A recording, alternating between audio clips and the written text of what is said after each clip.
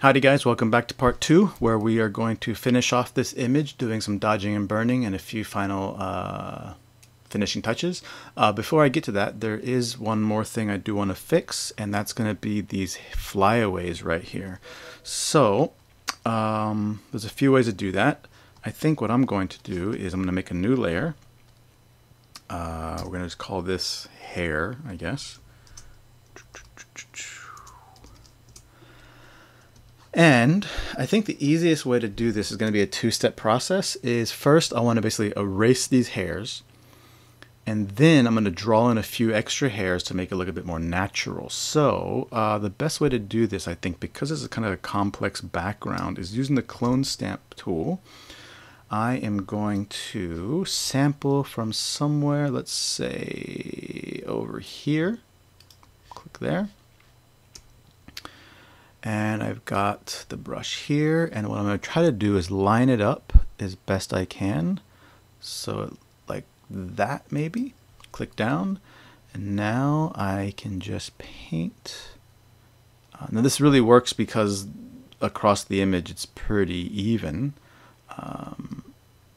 Obviously this top part's a bit different, so but that's okay. I'm going to just continue on here. And then, I guess, because I want to keep this kind of thing... Actually, you know what? I think I could probably just use the in-painting brush to get rid of that strand pretty easily. Yeah. And we'll fix that in a little bit. And maybe the same thing here. Yeah, that'll get rid of those strands, I think. And if we switch back, we should still be lined up, so we can kind of do this. All right, so there's still a few wonky patches, but we're going to fix that with the healing brush tool, because the healing brush, as opposed to the clone stamp, tries to blend your, I guess, source and target together. So if I just come in here and just do like that, that should kind of blend those together. Maybe we can kind of get rid of this thing here. Same here, there's a little bit of line seam, I guess. Come back this way, get rid of that. And let's see if we can blend these together nicer. And same, get rid of that there. Okay, let's see how that looks. That looks fine. I think like you're not going to be looking there. You shouldn't be looking at the stairs behind her. So that looks cool. But if we look closely, it looks like we just basically erased these flyaways. They don't look too natural. So what we are going to do now is I'm going to create another layer, and we'll just call this hair 2. And I am going to use the paintbrush to paint in some stray hair. So I'm going to go ahead and hold down the Option key and hover around this part to pick a color I like. We'll say that way. Here's my brush. That looks about the right size, I think. And let's just go ahead and paint in a few hairs. I'm trying to simulate the hair coming up and going back, like because it's kind of going back to the back of her head. So kind of going this way, they're kind of up. Oops, let's pick another color, kind of randomize it a bit. Maybe this one's like that. Maybe there's a few that are kind of like going out this way. Maybe even a few just kind of coming out like that. Another color coming here. Maybe something from down here coming up. Maybe I can lower the brush a little bit, vary the brush size. You know, maybe some short ones like this. And some more bright white ones like so. Okay, now, I mean, actually from far away it looks pretty convincing, but what we're going to do is add a Gaussian blur effect to help it blend in better with the background. So we'll do that by going to Filter, Blur, Gaussian Blur, and we're just gonna blur it a little bit so it kind of blends in a bit more, like so. And then we can also lower the opacity a little bit if we want. Oops, let me apply this first. Then we can lower the opacity just so it kind of looks a bit more natural and cool. I think that looks a little better, I think. There's obviously some variation in the hair where the specular highlights are coming through the hair, but that's okay. I'm not going to really worry about that right now. I think that looks pretty good, and I think if I didn't say anything, then that would be cool. Alrighty, just go ahead and group these together. Just say group them together, and we'll just call that group hair so we know what that is. Now, dodge and burn. Alrighty, so what I'm going to do, or what I usually do for my dodge and burn, is I have set up a little macro here, right here, called curve dodge and burn. It's like an action in Photoshop. I'm going to go ahead and click that, and it's going to do two things for me. This is something that I made myself. It's going to create two curve adjustment layers, one which I've called curves dodge, which looks like this, and one called curves burn, which looks like that. They are also both inverted, so you can see nothing happens when I turn them off and on. But when I take a white paintbrush and we take our color to white, now when I paint, say, the curves dodge, now we're going to see that this effect. So using a kind of a special retouching brush that I kind of have saved, which is basically just a brush with 2% flow, 0 hardness, so that I can kind of paint and build up the effect slowly. You can see it there. Or if we look at it by itself, we can see that's kind of what I've done. So I kind of like the low flow because you can kind of like build up nice like gradations and kind of get nice smooth like transitions.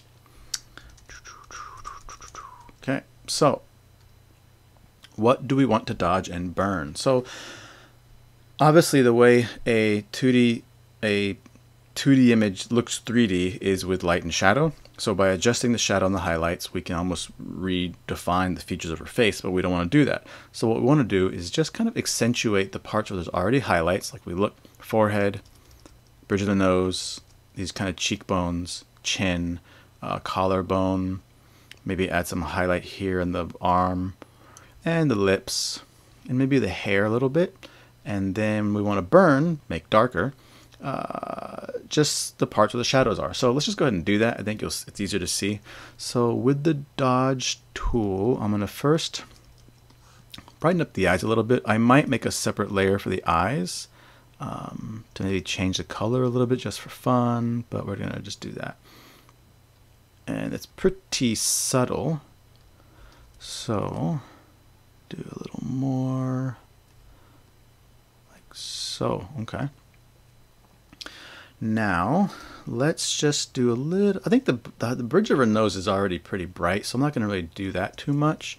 What I think I will do is using the dodge tool to kind of lighten this dark area here on her cheek to kind of get it more even with the rest of her face, and we can see that there. So this is an example where I think a lot of new retouchers are starting to prefer this method over the frequency separation. But this one takes a lot more time because what you're doing is you're going in with the dodge turn and you're basically just going over every little dark part of the face to try to fix that. And depending on the image, it can be very time consuming. So for this image, like for example, right here, you can see there's a few dark patches of skin here. I could come in with the dodge tool and just go over it a little bit just to kind of get rid of that. And we can see that there.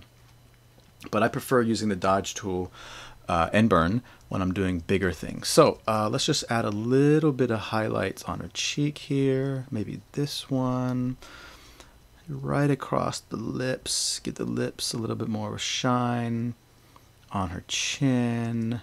You see how there's this dark shadow coming here? I don't want to get rid of that completely because that defines the features of her face, but let's just try to lighten it a little bit using the dodge. This dark part at the corner of her lip, we can dodge that to get rid of that so we can see what we've done here. And I feel like that's already a bit too much, but that's the good thing about working on layers is I can drop it back a bit. Maybe a little bit just over the eyes here. It's going to make the eyes be have more three-dimensionality. Maybe a little bit on the collarbone. This thing's on the neck. Maybe just a little shot across the arm, on the bicep. Maybe down here. I could even do her shirt a little bit, brighten that up. I can even just go over the whole face just a little bit to brighten everything up compared to the background. And then maybe just kind of some strands in the hair. Her hair's really kind of like bleach blonde look, and it's cool, but it doesn't literally leave a lot of contrast. So maybe by adding some highlights we'll get a bit more contrast here. So we can see what we've done. Before, after, before, after.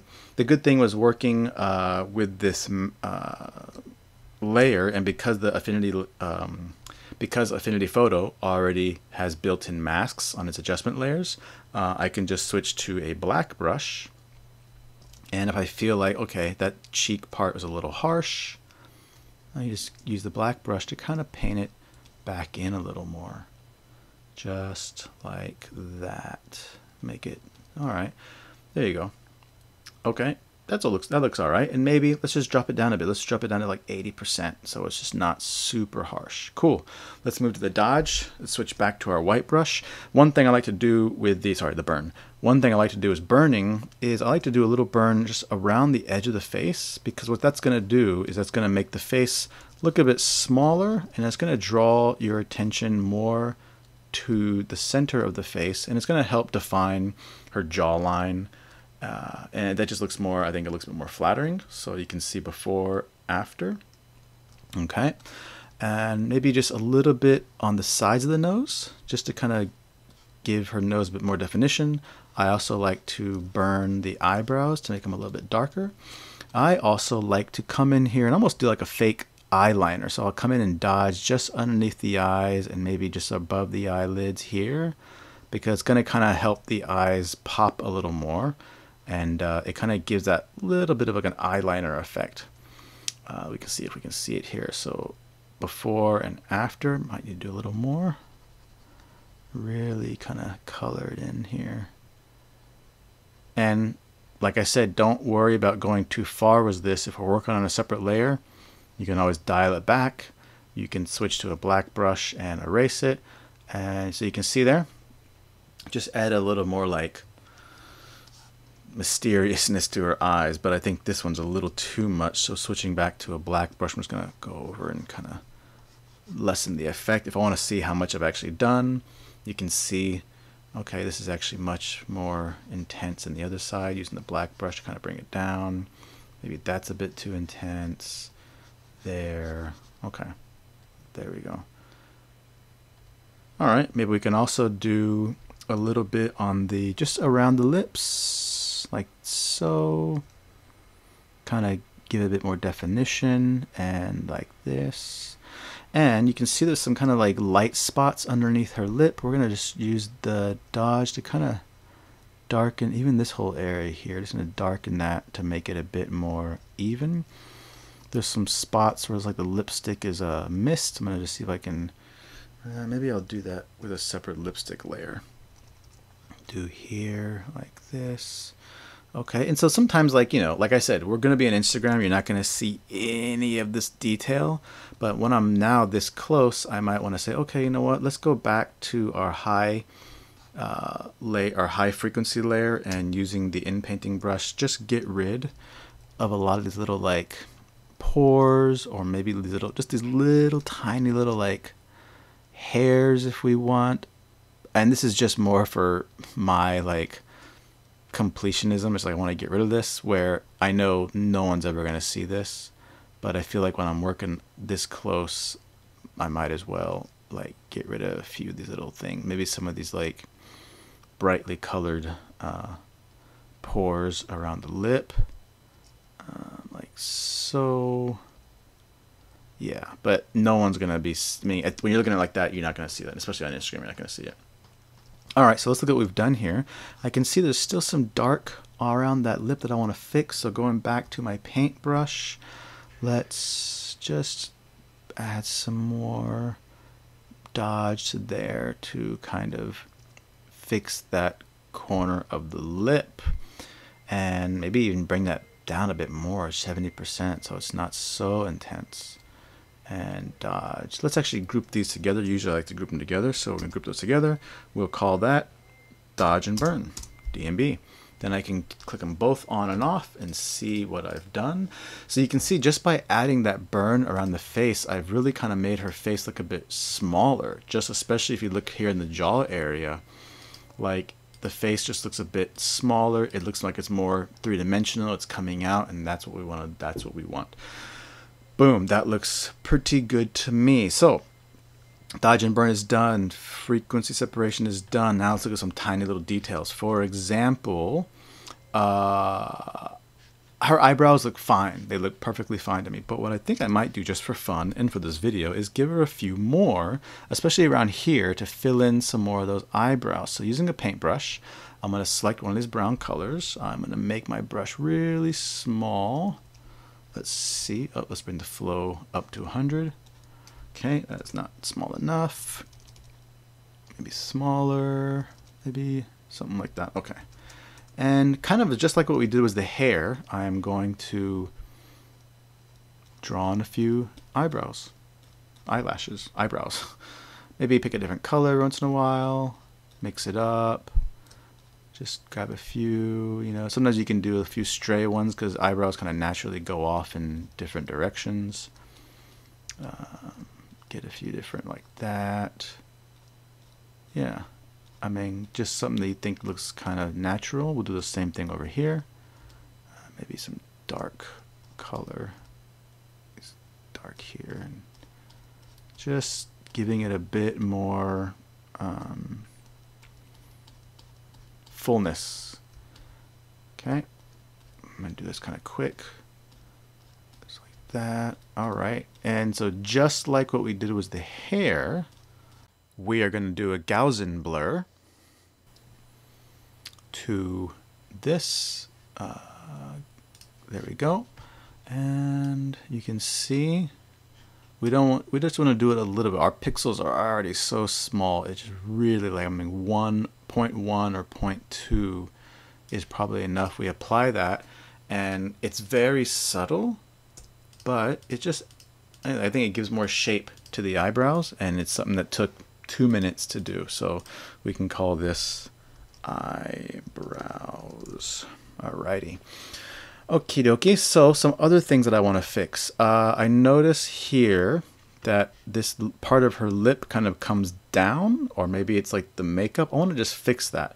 So what I think I might do to fix this is I could try to do it on my high layer. Let's try that. I'm going to just use the normal clone stamp brush, select right below it, and just come across like that. I think that actually does pretty good.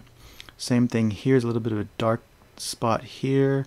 Let's lower the opacity to 80% and do that. So let's see before. Yeah, I think that just kind of fixed that those little edges, those little discoloration at the bottom of the lip. Excellent. Alrighty, let's see. The lip color looks fine. The makeup looks fine. I'm really struggling to see what other things I might want to fix here. It looks like, I want to say we're probably pretty much done with this image. Let's go ahead and look at everything. So I'm going to do Command Option A, and it's going to select everything except the original background layer. That way I can easily do a before and after. A before and after. Let's zoom in a bit. So this is our after, and then this is before. I think we did a pretty good job. Her skin texture is intact. We've left a lot of her features in, like some of these freckles and moles that she has here. We haven't done anything too crazy. We was trying to change the eye color, just try to keep it simple and looking really natural. And again, maybe I feel like, okay, that dodge, maybe, no, I think it looks good. I think it looks good. I'm going to call this done for the day. So I think we're done.